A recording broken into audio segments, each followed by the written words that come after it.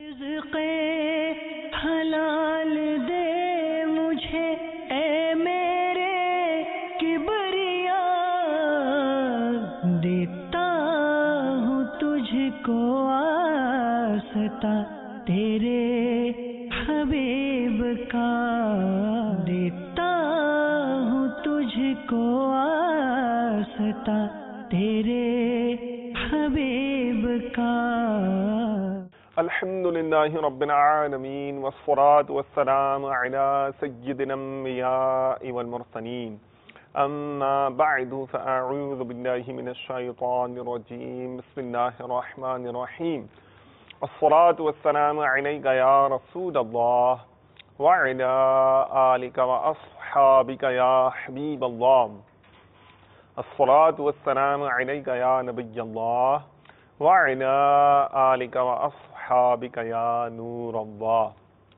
نبی رحمت، شفیع امت، مالک جنت، سراپا رحمت صلی اللہ تعالی علیہ وآلہ وسلم کا فرمان عالی شان کا مفہوم ہے کہ تم اپنی مجلسوں کو مجھ پر درود پاک پڑھ کر آراستہ کرو، کیونکہ تمہارا یہ درود پاک پڑھنا بروز قیامت تمہارے لیے نور ہوگا۔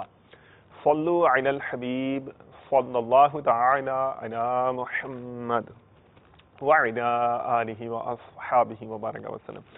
ایک بار پھر مدنی چینل کے طویل عرصے سے چلنے والے سلسلے احکام تجارت کا سلسلہ لے کر پھر حاضر خدمت ہیں۔ پچھلے دو ایپیسوڈ سے، دو سلسلوں سے آپ کو اس آنے والے سلسلے کے حوالے سے کچھ نہ کچھ انٹیوشن جو ہے، انفارمیشن، معلومات دی جا رہی ہیں، اور یہ عرض کرتا چلوں کہ آج کا جو سلسلہ ہے یہ دو لحاظ سے بہت انٹرسٹنگ ہوگا۔ میری جو ذاتی رائے ہے وہ یوں، پہلی بات تو یہ ہے کہ جس شعبے کو آج ہم کور کرنے جا رہے ہیں، کامن مین کا، ایک عام آدمی کا اس سے بہت گہرا تعلق یوں بنتا ہے کہ یہ ہمارے روزمرہ کی غذاؤں میں یہ جز شامل ہے، اور ظاہر ہے کہ جب غذا میں شامل ہے تو اکثر آج نہیں تو کل، کل نہیں تو پرسوں اس سے واسطہ پڑتا ہے، اور اس کے بارے میں معلومات ہونا ظاہر ہے، آپ سمجھتے ہیں کہ اس لحاظ سے اس کی اہمیت بڑھ جاتی ہے۔ اور دوسرا انٹرسٹنگ پوائنٹ یہ ہے کہ دنیاوی لحاظ سے بھی آج آپ کو بڑی دلچسپ معلومات ملنے کا ٹھیک چانس ہے۔ کیوں؟ تھوڑا سسپینس بھی رہنا چاہیے۔ الحمدللہ مفتی صاحب دارالفتہ اہل سنت کے یہ ہمارے درمیان موجود ہیں، اور جیسا کہ آپ جانتے ہیں دارالفتہ اہل سنت کے مفتی صاحب الحمدللہ احکام تجارت میں آپ کے کیے جانے والے سوالات ہیں، کوئریز ہیں، یا الجھن ہے، یا آپ کوئی ڈیل کرنے لگے ہیں، کوئی سودا کرنے لگے ہیں، مال خریدنا چاہتے ہیں، بیچنا چاہتے ہیں، اس کے بارے میں اٹھنے والے سوالات ہیں، شریعت مطہرہ کی کیا تعلیمات ہیں، شریعت مطہرہ کیا کہتی ہے، غلط کیا ہے، صحیح کیا ہے، درست کیسے ہو سکتا ہے، اس طرح کی بہت ساری باتیں یہ مفتی صاحب کی خدمت میں پیش کی جاتی ہیں، اور ہمارے اسلامی بھائی الحمدللہ مطالعے کا شعبے انڈسٹری میں اتر جاتے ہیں، وہاں سے تعلق رکھنے والے لوگوں سے سوالات لیتے ہیں، اور مفتی صاحب ہمیں الحمدللہ شریعت مطہرہ کی روشنی میں آتھینٹک، مستند اور محتاط جواب عطا فرماتے ہیں۔ جی ہاں، یہ بھی الحمدللہ دعوت اسلامی کا خاصہ ہے۔ تو آپ سے بہت ساری باتیں کر لی، پہلے میں مفتی صاحب سے دو چار باتیں کر لوں، پھر آپ کو ایک بہت امپورٹنٹ چیز بھی آپ سے ڈسکس کرنی جس کا میں نے سسپینس چھوڑا ہے۔ اہلاً و سہلاً و مرحبا، ماشاء اللہ۔ مفتی صاحب، میں نے ابھی ٹاپک تو ڈسکلوز نہیں کیا ہے، میں چاہوں گا کہ آپ اس کو ڈسکلوز کریں اور میں وہ چیز ڈسکلوز کروں جو آپ کے تو علم میں ہے لیکن ہمارے ناظرین کے علم میں انشاءاللہ اس وقت آئے گی جب ہم مدنی چینل پر اس کو آن ایئر کریں گے۔ کوئی خاص ریزن یا کوئی خاص میکینزم ہے اس موضوع کو چننے سے متعلق جو آج کے سلسلے میں ہم نے چنا ہے، اگرچہ ہم پچھلے دو سلسلوں میں اشارہ دے چکے ہیں اور بات کر چکے ہیں اس پر کہ ہم کس پر بات کریں گے؟ الحمدللہ رب العالمین، والصلاة والسلام علی سید الانبیاء والمرسلین، اما بعد فاعوذ باللہ من الشیطان الرجیم، بسم اللہ الرحمن الرحیم۔ ہمارے سلسلے کا بنیادی جو مقصد ہے وہ ہے تجارت، ذرائع آمدنی کے جتنے بھی شعبہ جات ہیں ان میں سے کسی ایک کو لیا جائے اور انہی شعبے سے وابستہ لوگوں سے سوالات لیے جائیں اور ان سوالات پر مشتمل سلسلہ کیا جائے، تاکہ بطور خاص اس فیلڈ سے جو لوگ وابستہ ہیں، جو بھی دنیا بھر میں اس طرح دیکھتے ہیں، ان کے ذہنوں میں بھی جو سوالات ہوتے ہیں اس کا جواب انہیں مل سکے. ماشاءاللہ. اچھا، انسانی نفسیات یہ ہے، جیسے کسی کا شادی ہو، ٹھیک ہے، اور مثال کے طور پر مدنی چینل پر شادی کے تعلق سے کوئی مکالمہ ہو رہا ہو، ٹھیک، وہ فوراً ٹھہر جائے گا. بہت پیاری مثال دی آپ نے. یار کیا بیان ہو رہا ہے شادی کے حوالے سے، پتہ تو کروں. رسومات کے حوالے سے باتیں بیان ہو رہی ہیں، یا دعوتوں کے آداب کے لحاظ سے باتیں بیان ہو رہی ہیں. بہت خوب. تو یہ ایک انسانی نفسیات ہے کہ وہ اس سے متعلقہ جو بھی چیزیں ہیں اس میں دلچسپی لیتا ہے. ایک تو دلچسپی لیتا ہے، پھر اس کے ذہن میں سوالات اٹھتے رہتے ہیں. بحیثیت مسلم بہت سارے سوالات اٹھتے ہیں. ٹھیک ہے، کہ یار یہ کام ہم کر رہے ہیں صحیح بھی ہے کہ نہیں صحیح ہے. بعض کا غلط ہونا واضح ہوتا ہے، لیکن بعض لوگ ایسے ہوتے ہیں کہ ان پہ واضح نہیں ہوتا. اوکے. یعنی جو علماء کے قریب رہنے والے لوگ ہوتے ہیں، دینی اجتماعات میں آنے والے ہوتے ہیں، جی جی، ان کو پتہ ہوتا ہے کہ یہ غلط ہے. جو بالکل کٹے ہوتے ہیں ان کو اگر پتہ چل جائے یہ غلط ہے تو وہ باز آ جاتے ہیں، نہیں کرتے. ماشاءاللہ. اور جن کو پتہ ہے ان کے لیے مزید یاد دہانی ہو جاتی ہے. اور پھر بعض اوقات جب کلام ہوتا ہے مختلف شقوں پر کہ اس کے تو مختلف پہلو ہیں اور اس کا یہ حکم اور اس کا یہ حکم، تو ظاہر بات ہے جو اصل تو خیر خواہی ہے نا یہ، جی جی، کہ مسلمانوں کے جو دینی مسائل ہیں، دینی الجھنیں ہیں، حلال و حرام کے جو مسائل ہیں وہ حل کیے جائیں.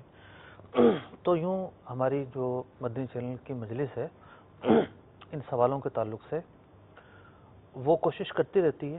تو اس مرتبہ انہوں نے گوشت مارکیٹ کا انتخاب کیا ہے. مرحبا. دیکھیں اب آپ کو آئیڈیا ہو گیا ہوگا کہ کیسا ٹاپک ہے. اب شاید ہی کوئی شہر یا گاؤں یا دیہات ایسا ہو، دیہاتوں میں تو خیر گوشت مارکیٹ نہیں ہوتی، گوشت کی دکان بھی نہیں ہوتی، دیہاتوں میں نہیں ہوتی. دیہات کے لوگ جو ہے وہ زیادہ تر سبزی یا مرغی پر گزارا کرتے ہیں، اور شہر جانا ہوتا ہے تو پھر گوشت لے کر آتے ہیں.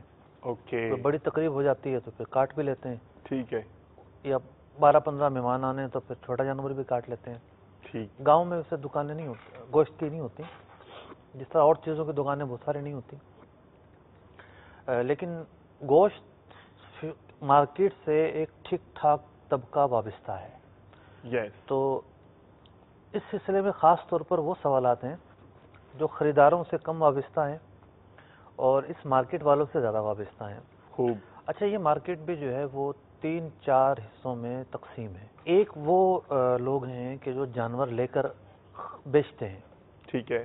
یعنی جو قصاب حضرات ہیں ان کو بیچتے ہیں، گوشت فروشوں کو بیچتے ہیں. تو اب وہ جانور کی جو خریداری ہے وہ ایک ڈیفرنٹ موضوع ہے، اس کو تو ہم پھر کبھی بقرعید کے موقع پر صحیح ڈسکس کریں گے. اور ویسے بھی شاید کیا بھی ایک آدھ مرتبہ، تاکہ پھر ایک کامن مسئلہ ہو جائے گا نا. جی. تو مطلب قربانی کے لیے تو سارے مسلمان جو بھی متمول ہوتے ہیں وہ جانور خریدتے ہیں.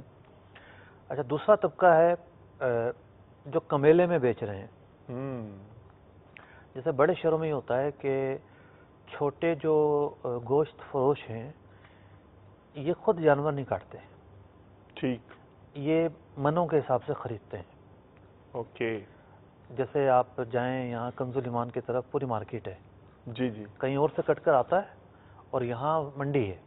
صحیح. چھوٹے دکاندار یہاں آ کر منوں کے حساب سے خرید کر لے کے چلے جاتے ہیں، اپنے دکانوں میں لٹکا لیتے ہیں. ٹھیک. تو دوسرا طبقہ وہ ہوا کہ جو جانور خرید کر کٹوا کر چھوٹے کسائیوں کو بیچتے ہیں یا یعنی ہول سیلر ہوتا ہے، ریٹیلر کو بیچتا ہے. جی، سمپلی اسپیکنگ. اور تیسرے ہو گئے یہ ریٹیلر ہو گئے. تو یوں ملے جلے سوالات ہیں. لیکن اس سے پہلے میرے ذہن میں کچھ سوالات تھے. اچھا اچھا. اللہ اللہ. کہ بعض اوقات یہ ہوتا ہے کہ بھئی یہ کام ہم کر رہے ہیں، دھوکہ ہے یا نہیں. یس. تو میں نے سوچا کہ کچھ سوالوں پر کسی ماہر کی رائے لی جائے. بہت خوب. تو ہمارے اپنا مجلس کے اسلام بھائیوں نے متعدد ڈاکٹروں سے رائے لی، لیکن جن کی رائے زیادہ ماہرانہ لگی ماشاء اللہ تو وہ عکس بند کیا اس رائے کو. اور اب آگے سسپینس آپ کے پاس ہے. ٹھیک ہے. ہاں، دیٹ واز دا تھنگ. یہی میں آپ کو جو ہے اس طرف اشارہ کرنا چاہ رہا تھا. یہ دیکھ کر بہت زیادہ معلومات میں اضافہ ہوگا. اور مفتی صاحب نے جیسے کہ فرمایا ماہرانہ رائے ہے، اور ظاہر ہے بیک گراؤنڈ ریسرچ تو ہوتی ہے، دارالفتہ اہل سنت بہت ساری ڈائنامکس جمع کرتا ہے، مارکیٹ کے میکانزم جمع کرتا ہے. جب بھی کسی چیز کے بارے میں شرعی حکم بیان کرنا ہوتا ہے بہت ساری تحقیقات جمع کر پھر جواب دیا جاتا ہے. اس سے آپ کو دارالفتہ اہل سنت کے کام کرنے کے سٹائل کا اندازہ بھی ہوگا، ایک جھلک یہ بھی دیکھیں گے، اور دنیاوی لحاظ سے بھی ایسی معلومات ہوں گی جو انشاءاللہ آپ کو ڈیلی لائف میں بھی کام آئیں گی، مزہ دیں گی. ذرا دیکھتے ہیں کہ ڈاکٹر صاحب کیا کہہ رہے ہیں. صلو علی الحبیب صلی اللہ تعالی علی محمد وعلی آلہ واصحابہ وبارک وسلم. السلام علیکم ڈاکٹر صاحب. وعلیکم السلام. ڈاکٹر صاحب یہ بلا تمہید میں عرض کروں گا کہ جو جانور ذبح کیے جاتے ہیں اور گوشت کھایا جاتا ہے، اس میں عمر کا کوئی سینیریو ہوتا ہے؟ اور یہ جو ہمارے یہاں رائج ہے بالعموم کے 2 دانت کا اور 2 سال کا، تو اس بارے میں آپ کیا کہتے ہیں؟ جناب، جو ہمارے پاس اس وقت لا موجود ہے سلاٹر ہاؤس کا، اس کی ایک بک آتی ہے ملک انسپیکشن. اس حساب سے اگر ہم اس کو لیں گے تو 9 مہینے سے کم نہیں ہونا چاہیے. 9 مہینے سے اوپر ہوگا تو وہ سلاٹر کر سکتے ہیں، ذبح کر سکتے ہیں، اور اس کو انسانی خوراک کے لیے استعمال کیا جا سکتا ہے. جو بات آپ نے کہی 2 سال یا 2 دانت، وہ ایک مذہبی پوائنٹ آف ویو ہے.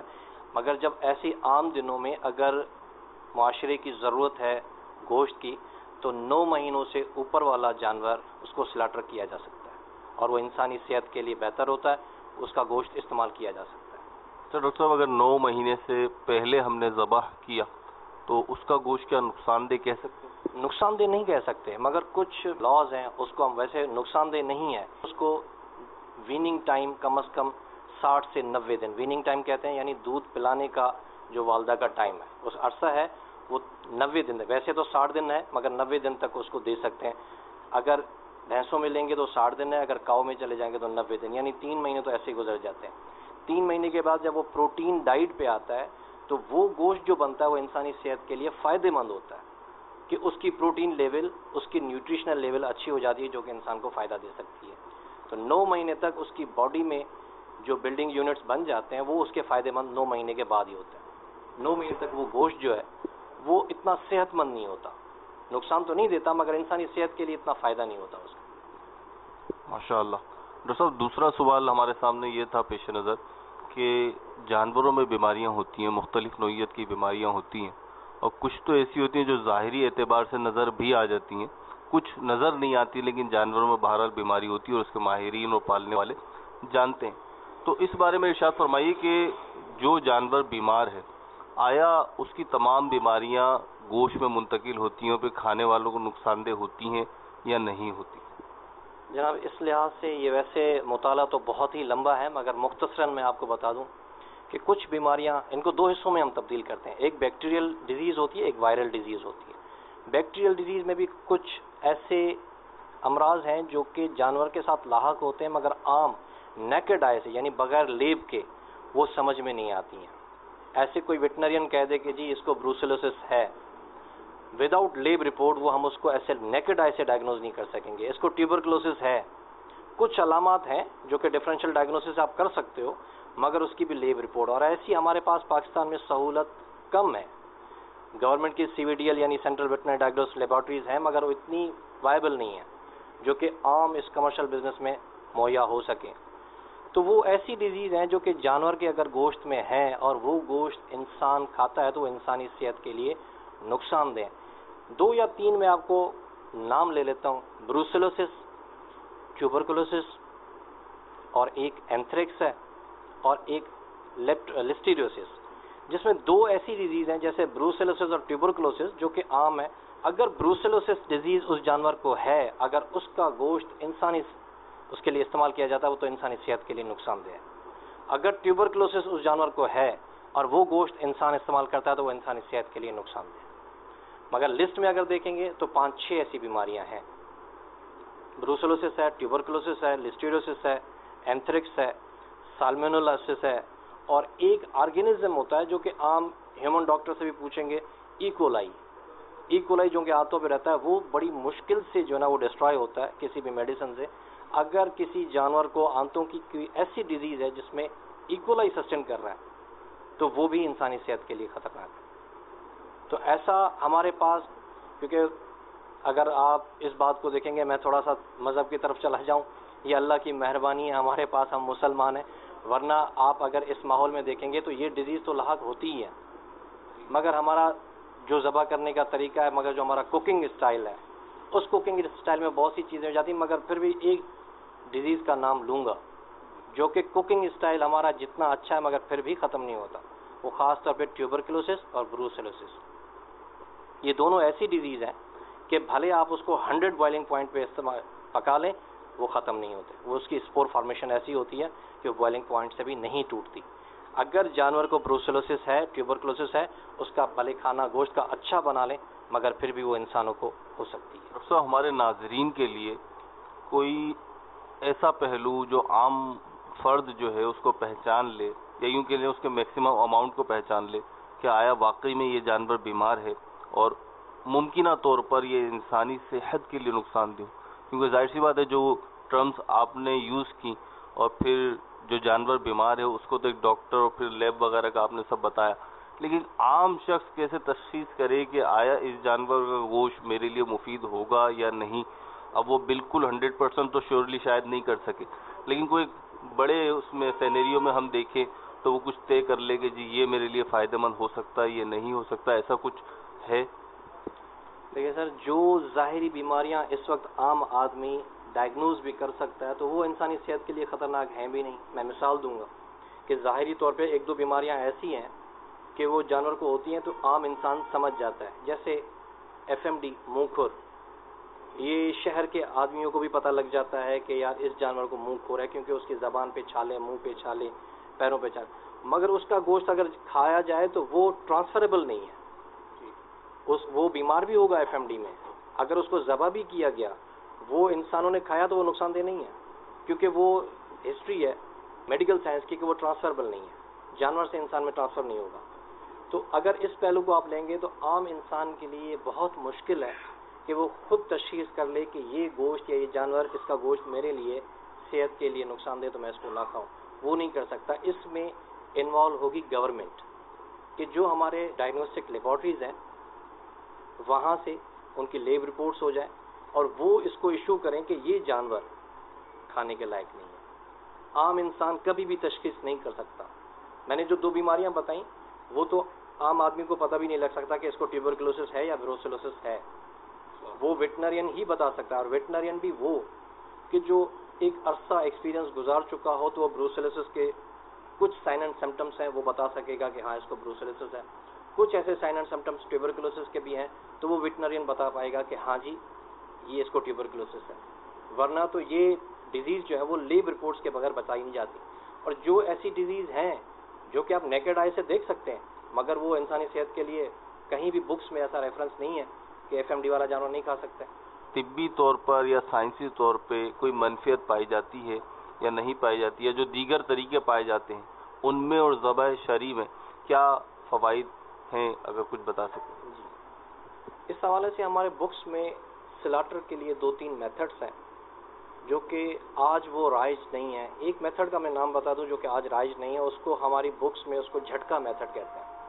جھٹکا میتھڈ یہ تھا کہ لائن میں جانوروں کو کھڑا کیا گیا اور ایک ہی اس سے سلاٹر ہاؤس کا ایک بنا ہوتا تھا، نائف بنا ہوتا تھا، اس سے اس کو ختم کرتے تھے، اس کی پوری گردن کٹ کے ایک طرف گر جاتی تھی اور جانور کا گوشت۔ ہمارے جو پروفیسرس ہیں انہوں نے اس چیز سے ہمیں آگاہ کیا کہ یہ میتھڈ اس لیے رائج نہیں ہے آج کہ اس سے ذبح کرنے کے بعد ایک تو میٹ زیادہ دیر لائیو نہیں رہتا تھا، دوسرا یہ کہ بلڈ کا اخراج نہیں ہوتا تھا جس وجہ سے وہ گوشت کالا ہوتا تھا، اور گوشت کالا ہونے کے ساتھ ساتھ وہ مضر صحت بھی تھا، کیونکہ جب بلڈ کا اخراج پراپر نہیں ہوتا تو بیکٹیریا وہاں اس کی باڈی میں سے جو کہ ڈیزیز لاحق ہے وہ اس کا اخراج نہیں ہوتا۔ اس لیے آج ہم اس کو ایکسیپٹ اس لیے کرتے ہیں جو ہمارا شرعی لحاظ سے ہے، اس کو جب ہم تکبیر دیتے ہیں اور ہم اس کو ذبح کرتے ہیں تو بلڈ کا اخراج بہت زیادہ ہوتا ہے جس سے بیکٹیریل انفیکشن کا بھی اخراج ہو چکا ہوتا ہے اور اس کا میٹ بھی صاف ستھرا رہتا ہے۔ اور اس لحاظ سے اگر آپ ایک چیز اور نوٹ کریں کہ ہمارے پاس ہمارے کچھ سینئر ویٹنرین یہاں بیٹھے ہوئے ہیں میرے ساتھ، یہ ہماری ڈسکشن بہت لمبی چلی کہ ہمارے پاس کچھ سوالات آئے کہ ایک ڈیزیز میں اینیمل ہے وہ ریکور نہیں ہو رہا اور اس کو لے کر گئے مارکیٹ میں کھا بھی لیا گیا، باوجود اس کے کہ ہم نے سارے بکس ریفر کر لیے, ہمارے سینئر ڈاکٹرز کی اسٹڈی بھی آ گئی, پھر ہم ایک جگہ آ کے پہنچے کہ جب اس کو ہم نے شرعی طریقے سے حلال کیا اور جب شہرک سے خون نکلتا ہے وہ گوشت ہمارے لیے پاک ہو جاتا ہے. اور ایسا پریکٹیکلی ہم نے کر کے دیکھا. وہ گوشت ہم اپنے گھروں میں بھی لے کر گئے. جو جانور کو ہم ٹریٹمنٹ کر رہے تھے ریکور نہیں ہوا اس بیماری سے, مگر یہاں ذبح ہوا اور ہم نے کھایا, کچھ بھی نہیں ہوا. آج آپ کے سامنے صحت مند بیٹھے ہوئے ہیں. مگر پھر بھی اس چیز کی کوئی ریسرچ کے حوالے سے میں نے صرف ایک میتھڈ بتا دیا آپ کو کہ جھٹکا میتھڈ جو ہے وہ رائج نہیں ہے. اس کی مین وجہ یہ تھی کہ اس کا خون کا اخراج نہیں ہوتا تھا, اور شرعی لحاظ سے جو کیا جا رہا ہے اس کا خون کے اخراج کی وجہ سے ہو رہا ہے. ڈاکٹر صاحب جو گوشت مطلب ہم تک عام صارفین تک جانور نہیں پہنچتے بلکہ ان کا گوشت پہنچتا ہے, چاہے چھوٹے جانور چاہے بڑے جانور ہو, تو گوشت کو دیکھ کر یا گوشت میں ہم کیا ایسا دیکھیں کہ ہم کہہ سکیں طبی طور پہ یہ گوشت زیادہ مفید ہے یا یہ نہیں ہے؟ یعنی کچھ سمٹمز یا کچھ نشانیاں ایسی ہوں کہ گوشت سے پتہ چل جائے, کیا ایسا ممکن ہے؟ دیکھیں, میں بات کروں گا لائیو اسٹاک کے حوالے سے, جو بڑے جانوروں کے حوالے سے. یہ ریڈ میٹ کہلاتا ہے دنیا میں. جہاں بھی یعنی فیلو کا آپ میٹ لیں گے تو اس کو نام دیا گیا ریڈ میٹ کا. ریڈ میٹ اس کو نام اس لیے دیا گیا ہے کہ یہ جب اس کو سلاٹر کر کے اس کے پیسز بناتے ہیں آپ, تو گوشت کی رنگت جو ہے وہ گلابی ہوتی ہے, یعنی لال مائل, پورا لال بھی نہیں ہوتا, گلابی ہوتا ہے. اگر آپ کو کہا جا رہا ہے کہ یہ گوشت آج کا ہے اور اس کی رنگت بلیکش ہو چکی ہے, یہ انڈرسٹوڈ بات ہے کہ وہ گوشت آپ کی صحت کے لیے بہتر نہیں ہے. ریڈ میٹ کو ریڈ ہونا چاہیے یا گلابی ہونا چاہیے. پہلا سائن یہ ہے کہ اگر وہ گوشت آپ کے سامنے پڑا ہوا ہے, لیکن نیکڈ آئی سے تو آپ کے پاس آبزرویشن 2 سے 3 ہو سکتی ہیں. ایک جو میں نے یہ بکس کے ریفرنس سے بتایا کہ ریڈ میٹ یعنی گلابی ہونا چاہیے یا ریڈ ہونا چاہیے. دوسرا, اس میں سے اسمیل نہیں آنی چاہیے. جب آپ اس کو زیادہ دیر رکھیں گے تو بلڈ جب زیادہ دیر رکھا جاتا ہے اور اس میں بلڈ ہے تو اس میں ایک عجیب سی اسمیل پیدا ہو جاتی ہے جس سے وہ آپ اس کو استعمال نہیں کر سکتے. اینیمل میڈیسن ہوتی ہے کہ جب وہ دی جاتی ہیں تو اس کے بعد کچھ دن تک گوشت یا دودھ جو ہے اس کا وہ استعمال نہیں کرنا چاہیے. تو کیا یہ واقعی میں درست بات ہے؟ اور اگر ایسا ہے تو یہ جو قصاب حضرات ہیں اس کو کیا احتیاط کرنی چاہیے انہیں؟ دیکھیں جی, یہ تو قصاب حضرات کے سے زیادہ گورنمنٹ پہ لاگو ہوتی ہے بات کہ سلاٹر ہاؤس بنے ہوئے ہیں پورے کراچی میں. اگر کوئی اینیمل بیمار آتا ہے وہاں پر اس کی لیب رپورٹ ہونی چاہیے, کیونکہ ہر میڈیسن کے اوپر جو بھی فارماسیوٹیکل کمپنی میڈیسن بناتی ہے اس کے اوپر ویتھڈرال پیریڈ لکھا ہوتا ہے. ایک ویٹنری ڈاکٹر اس کا علاج کرنے گیا, ایک میں ڈیزیز کا نام لے لیتا ہوں کہ میں نے ایف ایم ڈی کا ٹریٹمنٹ کیا, جانور کو میں نے ایف ایم ڈی کا ایک ٹینیور تھا, میں نے ٹریٹمنٹ کیا, وہ ٹریٹمنٹ سے جانور ریکور ہو گیا. اب وہ کہہ رہا ہے کہ میرے باڑے کے لیے پروڈکٹیو نہیں ہے, میں اس کو سیل آؤٹ کر دیتا ہوں قصاب کو. یہاں پر گورنمنٹ کی انوالومنٹ زیادہ ہونا چاہیے. یا تو ہمارا ایک اخلاقی معیار ہونا چاہیے کہ میں اگر ڈیری فارم اونر ہوں تو میں چاہوں کہ یار اس میڈیسن لگانے کے بعد ڈاکٹر صاحب نے کہا تھا کہ اس کا دودھ 7 دن استعمال نہیں کرنا, اس کا گوشت 14 دن استعمال نہیں کرنا, تو میں اس کو قصاب کو بیچوں ہی نہیں جب تک کہ اس کے 15 دن صحت مندی کے میرے باڑے میں نہیں گزر جاتے, تب تک میں اس کو نہ بیچوں. دوسری بات یہ ہے کہ اگر کوارنٹین خود کرتا ہے, اگر گورنمنٹ اس میں انوالو ہو جائے کہ سلاٹر ہاؤس پہ اس کی لیب رپورٹ آ جائے, بلڈ سے اس کی ریزیڈیوز کا پتہ لگ جاتا ہے کہ اس کی باڈی میں ابھی فلاں میڈیسن کے ریزیڈیوز ہیں. ایسی ٹیکنالوجی موجود ہے کہ اگر اس کا بلڈ لیا گیا اور اس کو لیب رپورٹ کی گئی تو وہ بتائے گی کہ فلاں میڈیسن کے ریزیڈیوز ابھی اس کی بلڈ میں ہیں, اس کی بلڈ ابھی اس سے صاف نہیں ہوئی ہے. جب اس کی کوارنٹین میں رکھا گیا 10 دن کے بعد اس کا بلڈ ٹیسٹ کیا گیا, پتہ چلا کہ اب اس کا بلڈ میڈیسن سے بالکل پیور ہے, ریزیڈیوز ختم ہو گئے, اب اس کو سلاٹر کے لیے بھیج دیجیے. اس سے یعنی ایک ہینڈ سے کام نہیں ہو سکے گا. اس میں اگر قصاب ہے, میں اکیلے قصاب کو اس چیز کا ذمہ دار نہیں ٹھہراؤں گا, اس میں ڈیری فارمر خود بھی ذمہ دار ہے, قصاب پوری چین ہے. سلاٹر ہاؤس پہ جب یہ اینیمل جاتا ہے تو یہ وہاں کے گورنمنٹ ڈاکٹر کی ذمہ داری بنتی ہے کہ وہ اس کی پوری ہسٹری لے کہ یہ اینیمل کہاں سے لائے ہو آپ, کیوں اس کو سلاٹر کر رہے ہو, کیا اس کی پیڈیگری آپ نے چیک کی ہے کہ یہ اب سلاٹر کے لیے جاری. کیونکہ ابھی تو یہاں پر ایک ایسا اینیمل پہ سلاٹر کیا جاتا ہے جس کو ابھی اور دودھ دینا ہے, مگر باڑے والے نے اپنی اکانومی سیٹ کرنے کے لیے اس اینیمل کو بھی سلاٹر کروا دیا کیونکہ اس کو پیسوں کی ضرورت ہے. جب یہاں یہ ہو رہا ہو, یا پھر بیمار جانور جو کہ رات تک اس کا ٹریٹمنٹ ہو رہا ہے, اس کو میڈیکیشن لگ رہی ہے, صبح تک دیکھا صحیح نہیں ہوا, اس نے قصاب کو بیچ دیا, قصاب سلاٹر ہاؤس پہ لے گیا, سلاٹر ہاؤس پہ اس کو ذبح کر کے مارکیٹ میں بیچ دیا گیا. ظاہری طور پہ دیکھنے میں جانور تو ٹھیک نظر آتا ہے، چلے اس بیماری سے ٹھیک ہو گیا تھا، مگر اس میڈیسن کا جو ودرول پیریڈ تھا وہ کوارنٹین میں رکھنا تھا. ڈاکٹر صاحب، یہ ودرول پیریڈ جو ہے جانوروں کا مختلف دواؤں کا مختلف ہوتا ہے، لیکن کم سے کم یا زیادہ سے زیادہ کتنا ہوتا ہے؟ کم سے کم 7 دن ہے، زیادہ سے زیادہ 21 دن. کسی میڈیسن کا 7 دن ہے، کسی کا اور یہ بھی تھوڑا سا ڈفرینس ہے، ملک میں کم ہے، میٹ میں زیادہ ہے، کہیں میٹ میں زیادہ ہے، کہیں ملک میں کم ہے. مختلف میڈیسن کا مختلف جو ہے وہ سیناریو ہے. 7 سے 21 دن کا. ماشاء اللہ. جی مفتی صاحب کیا کہنا چاہیں گے اس سے پہلے کہ میں آگے ویڈیو کالز اور آڈیو کالز کی طرف جاؤں؟ جنہوں نے اپنے ماہرانہ رائے سے اور مفید مشوروں سے آگاہ کیا. کافی کچھ باتیں تو ایسی ہیں کہ واقعی نہیں ہیں. جیسے انہوں نے کہا کہ قانون ہے یہ کہ 9 ماہ سے کم کا جانور ذبح نہیں ہو سکتا. قانون کے اعتبار سے بات کی. جی جی. شرعی اعتبار سے تو ہو سکتا ہے، وہ حلال ہو، ذبح کے بعد وہ حلال ہوگا. پھر انہوں نے گفتگو کی جانور کی بیماریوں کی بیکٹیریا اور وائرل کے اعتبار سے 2 قسمیں کی. پہلے تو ایک شرعی مسئلہ ہے، اس کو میں واضح کروں. جی جی. یہ جو کانسیپٹ ہے کہ بیماریاں اڑ کر لگتی ہیں، احادیث مبارکہ میں اس پر کافی کلام ہو مطلب کیا گیا ہے اور نفی کی گئی ہے، ایسا نہیں ہے. لیکن ان کی ڈاکٹر صاحب کی گفتگو بیکٹیریا جو بیماریاں ہیں اس پر ہی تھی زیادہ تر.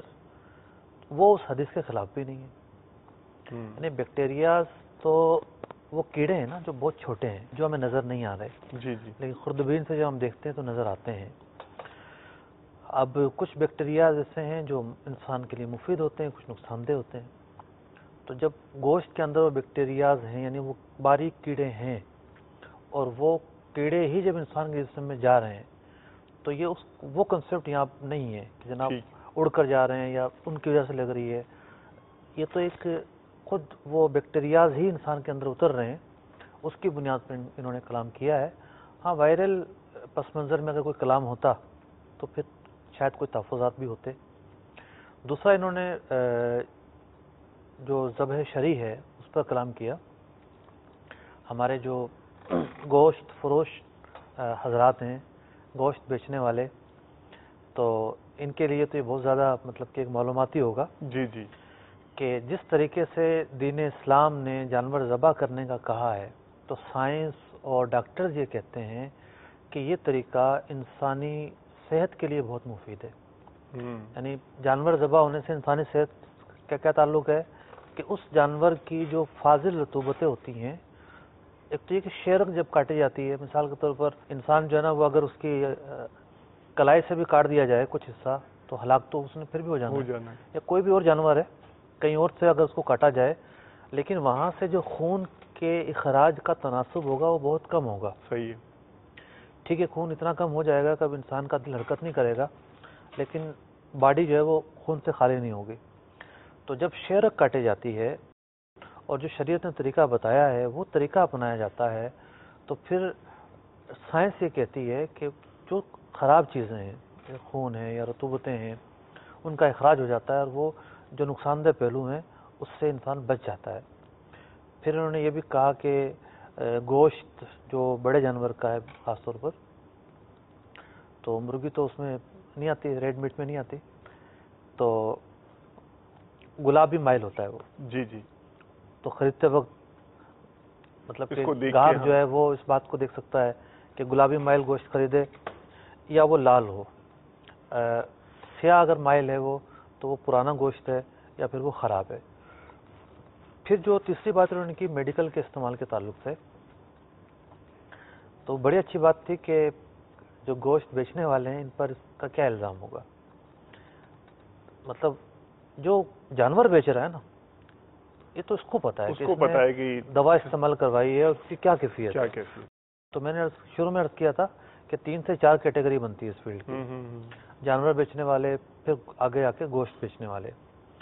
تو دیانت کے یہ مسائل ہیں. پتہ ہے کہ ایک چیز انسانی صحت کے لیے نقصان دہ ہے، وہ دوائیاں استعمال کرائی گئی ہیں کہ جن پر لکھا ہوا ہے کہ ان کو استعمال کروانے کے بعد 7 دن تک یا اتنے پیریڈ تک اس جانور کا دودھ استعمال نہیں کرنا، اس جانور کا جو ہے گوشت استعمال نہیں کرنا.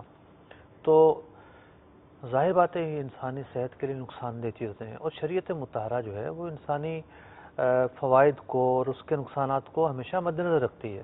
حدیث مبارکہ میں ارشاد ہے لا ضرر ولا ضرار، نقصان دینا شریعت میں نہیں ہے۔ یہاں تک کہ کتابوں میں لکھا ہوا ہے کہ جادوگر جو بندہ جادو کرتا ہے تو حکومت وقت اس کے اس شر کی وجہ سے اس کو قتل کر سکتی ہے۔ یعنی قتل کرنا سب سے بڑی سزا کی جاتی ہے کہ وہ باز نہیں آتا تو حکومت کو یہ اختیار ہے، اسلامی حکومت کو، کہ وہ اس کو قتل کر سکتی ہے، پھانسی دلوا سکتی ہے، جو بھی شرعی طریقہ ہوتا ہے قتل کا وہ کر سکتی ہے۔ تو کیوں کہ نقصان پہنچاتا ہے، وہ اس کی وجہ سے ایذا پہنچتی ہے۔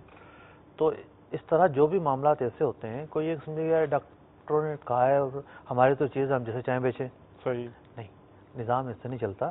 نظام جو ہے وہ اصول و ضوابط کے تحت چلتا ہے۔ تو اب کوئی یہ سوچے کہ یہ تو کہنے کی باتیں، کون عمل کرتا ہے اور کہاں کرتا ہے، ٹھیک ہے ہمارے یہاں ایسا ہے لیکن اور ملکوں میں ایسا نہیں ہے۔ امارات کے اندر مجھے ایک اسلام میں لے کر گئے سلاٹر ہاؤس میں، بڑے جانور وہاں پر کرتے تھے۔ تو اس سلاٹر ہاؤس کا اصول یہ ہے، اور جتنے بھی پورے کنٹری میں پھیلے ہوئے ہیں وہاں پر، کہ جانور چھوڑنا پڑے گا آپ کو۔ وہ اس کو 1 یا 2 رات رکھتے ہیں۔ اچھا، لائیو رہے گا وہاں، زندہ رہے گا وہاں پر، وہ وہاں رکھیں گے، ڈاکٹر اس کو فزیکلی چیک کرے گا۔ ممکن ہے کہ وہ لیب بھی کرتے ہوں، مجھے اس کا تو اس وقت کسی نے نہیں بتایا۔ جانور کٹوانا ہے تو 2 دن پہلے چھوڑنا پڑے گا، وہ پرچی دیں گے کہ اس ٹائم آ کر گوشت لے جائیں، یا اس ٹائم آ جائیں، اس ٹائم یہ ذبح ہوگا۔ خود کھڑا ہونا چاہتے ہیں تو خود کھڑے ہو جائیں۔ تو چھوٹا جانور تو وہ بڑے آرام سے ذبح ہو جاتا ہے، لیکن بڑا جانور جو ہے بڑے ٹیکنیکل انداز سے ذبح ہوتا ہے وہاں پہ۔ اچھا، مطلب ایک اس کی ٹرالی ہوتی ہے، اس میں اس کو چڑھا دیتے ہیں، وہ آگے جا کے ایک جنگلہ آتا ہے، اس میں لیٹ جاتا ہے، مطلب اس میں جنگلے میں پھنس جاتا ہے وہ، پھر وہ جنگلہ الٹا ہو جاتا ہے، الٹا ہو جاتا ہے، ذبح ہاتھ سے کیا جاتا ہے، لیکن ایسے طریقے سے کہ کام جلدی ہو جائے۔ وہ دھکا دینا اور وہ اکھاڑنا پچھاڑنا، یہ سب چیزیں نہیں ہوتی۔ تو کہنے کی بات یہ ہے کہ جو عزم ہوتا ہے نا، اور ول جو ہوتی ہے وہ کام کرواتی ہے، عمل کا راستہ دے دیتی، ٹھیک ہے نا۔ یا قانون بنا کر چھوڑ دیا، اور وہ جو راشی جو افسر ہیں، کمیلے کے ڈاکٹر جو ہے نا، سر عام رشوتیں لے کر تو کام کروا رہے ہوتے ہیں۔ تو اب کیا ہے کہ ان کے اوپر کوئی پوچھنے والا نہیں ہے، کوئی نظام بنا کر چھوڑ دیا، کوئی عمل کروانے والا نہیں ہے۔ تو جن ملکوں میں عمل کروایا جاتا ہے تو وہ اس کے فوائد بھی اٹھاتے ہیں۔ تو خیر یہ وہ باتیں تھیں کہ جو اس فیلڈ کے تعلق سے تھیں۔ بہت ہاں الحمدللہ بنیادی باتیں ہمارے ناظرین کو بہت ساری معلوم ہو گئی ہوں گی۔ میں چاہوں گا اگر آپ اجازت دیں 2 ویڈیو سوالات شامل کریں اور اس کے بعد پھر ہم سلسلے کو آگے بڑھائیں، اور یہ بیک گراؤنڈ انفارمیشن بھی انشاءاللہ آگے آنے والے آنسرز کو سمجھنے میں مدد دے گی۔ جی 2 سوالات ہم شامل کرتے ہیں۔ صلو علی الحبیب صلی اللہ تعالی علی محمد وعلی آلہ واصحابہ وبارک وسلم۔ السلام علیکم۔ وعلیکم السلام ورحمۃ اللہ وبرکاتہ۔ میرا نام محمد ابرار قریشی ہے۔ یہ ہڈیاں جو فروخت ہوتی ہیں، سینگ، کھر جو ضائع ہونے دی، ان کی خرید و فروخت کرنا کیسا ہے؟ جی، سینگ، کھر، ہڈیاں، ان کی خرید و فروخت کرنا، دیکھیں سینگ، کھر، ہڈیاں جو ہیں یہ قابل فروخت چیزیں ہیں۔ جو بھی چیز قابل فروخت ہوتی ہے وہ مال کہلاتی ہے، اور جس سے فائدہ اٹھانا جائز ہے وہ متقوم کہلاتی ہے۔ تو یہ مال متقوم ہے ماشاءاللہ۔ تو ان ہڈیوں سے، سینگوں سے فوائد اٹھائے جاتے ہیں۔ بھئی بعض اوقات برتن بنائے جاتے ہیں، بعض اوقات پیس کر جو ہے وہ مختلف چیزوں میں استعمال کیا جاتا ہے، اور پھر یہ تو وہ ہڈیاں ہیں اس جانور کی جو حلال ہے، اور پھر جو حلال کیا گیا ہے، ٹھیک ہے، جو حلال جس کو ذبح شرعی سے جی کیا گیا ہے، جی تو بلا شبہ یہ بیچی جا سکتی ہیں۔ ماشاءاللہ۔ تو اس کا مطلب یعنی اس سب کو، یعنی جو حرام جانور کی ہڈیاں ہیں یا جس کو ذبح شرعی جس کے ساتھ نہیں کیا گیا، اس کے لیے مسائل کچھ ڈیفرنٹ ہوں گے؟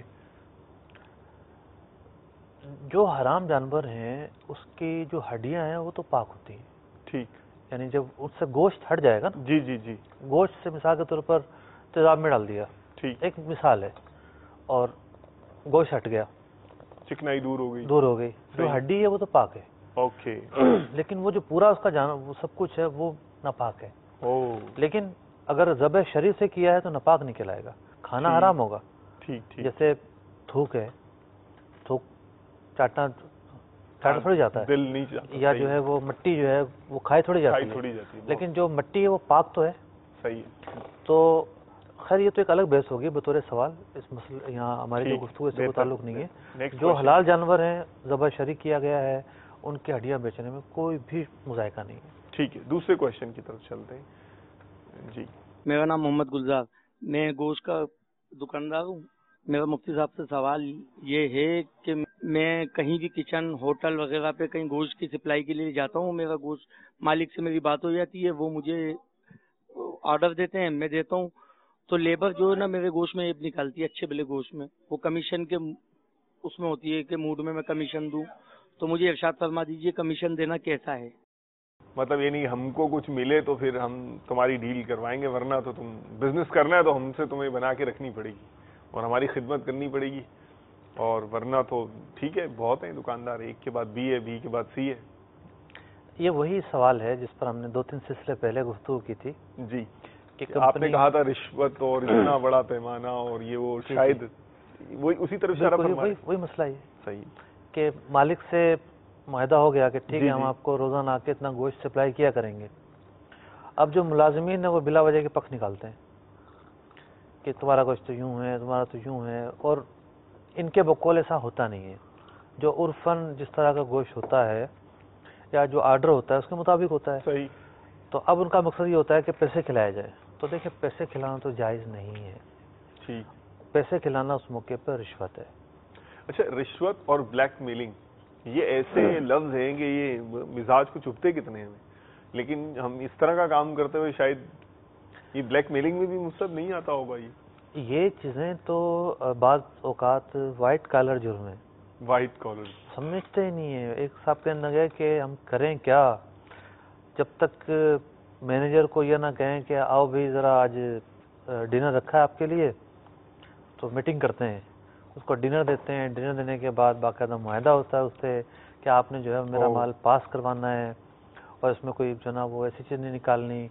اس باقاعدہ طے ہوتا ہے کہ وہ اتنے لے گا, پھر جا کر مال نکلتا ہے. تو اب وہ مینیجر صاحب اس کو ایک پیکج سمجھ کر وہ انجوائے کرتے ہیں, حالانکہ وہ مال رشوت ہے. ہاں, اللہ اکبر. اللہ تبارک و تعالیٰ میں مال حرام سے محفوظ فرمائے. تیسرا سوال چلائیے جو ویڈیو سوال کی صورت میں ہے. صلو علی الحبیب صلی اللہ تعالی علی محمد وعلی آلہ وصحبہ وبارک. السلام علیکم. وعلیکم السلام ورحمۃ اللہ وبرکاتہ. میرا نام محمد رضوان اتاری ہے. میرا حکام تجارت میں سوال یہ ہے کہ کمیلے میں زندہ مال کا مسالے کا سودا ہو جاتا ہے. مسالے سے مراد سری, پائے, کلیجی, اوجلی وغیرہ, تو یہ کرنا ایسا جائز ہے؟ میرے لیے 2 نئی معلومات تھیں اس کے اندر. ایک تو مسالے کی ٹرم, اور دوسرا یہ کہ یہ بھی فنومینا ہے, ظاہر ہے یہ بھی ایک عمل ہے کہ زندہ جانور کی ہی سینگ, زندہ جانور کی ہی کھال, سری, پائے, کلیجی. کیا فرماتے ہیں مفتی صاحب؟ پرانے زمانے میں یہ ہوتا تھا کہ جب کوئی جانور امید سے ہوتا تھا, جی حمل سے, تو اس کو ماں کے پیٹ میں ہی بیچ دیا جاتا تھا. تو اس پر جو ہے وہ حدیث مبارکہ میں منع وارد ہوئی اور فقہا نے اس صورت کو بے معدوم قرار دیا. اب کوئی سوچے گا کہ یار معدوم کیسے, جانور میں کلیجی نہ ہو, یہ چیز نہ ہو, تو چلے معدوم کوئی نہ بھی مانے, صورتیں بن جاتی ہیں. لیکن اتنا ضرور ہے کہ خرید و فروخت کا ایک اصول ہے. اصول یہ کہ سودا ہوا اور وہ چیز اس طرح ہو, یہ اٹھا کے دیتی, اسپیسیفک ہو, مقدور التسلیم ہو, ٹھیک ہے, قابل سپرد ہونا اس کا ممکن ہو, قابل سپرد ہونا, مقدور التسلیم ہونا, اس کی ڈیلیوری سودا ہوتے ہی ممکن ہونا, پاسبل ہو. ٹھیک ہے. تو جن سودوں میں چیزیں قابل تسلیم نہیں ہوتی, مثال کے طور پر کسی نے اپنے گھر کی چھت میں لگے ٹیئر گارڈر بیچ دیے, ٹھیک ہے, تو یہی لے جاؤ.